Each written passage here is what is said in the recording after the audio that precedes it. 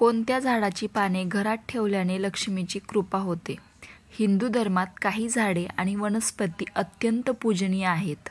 अशी मान्यता आहे की या झाडांची आणि वनस्पतीची पूजा केल्याने जीवनातील सर्व संकट दूर होतात. वास्तुशास्त्रानुसार अशा वनस्पती घरात लावल्याने मानवी जीवनात शुभ फळ मिळते. आपण येथे अशाच झाडांची आणि वनस्पतींची माहिती घेणार आहोत, ज्यांना घरात स्थान दिल्याने तुम्हाला सुख, समृद्धी आणि संपत्तीचे शुभ फळ मिळेल. अशोकाची पाने घरात ठेवल्याने लक्ष्मीची कृपा होते.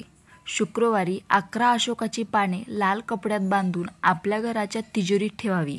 असे केल्याने घरात सुख समृद्धी नांदते. अशोक वृक्षाचे मूळ धनप्राप्तीसाठी अत्यंत उपयुक्त मानले जाते.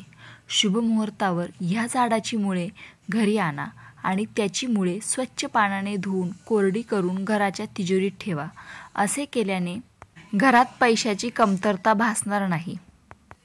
जर तुम्हाला व्यवसायात प्रगती हवी असेल तर अशोकाच्या पानांची माळ बनवून तुमच्या कार्यालयाच्या किंवा दुकानाच्या मुख्य प्रवेशद्वारावर टांगावी. असे केल्याने तुमचा व्यवसाय दिवसेंदिवस वाढत जाईल.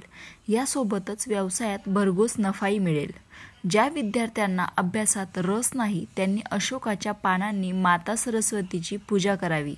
वास्तूनुसार असे केल्याने त्याची बुद्धिमत्ता आणि ज्ञान वाढते आणि त्यांना त्याच्या करिअरमध्ये चांगली नोकरी मिळण्यास मदत होते.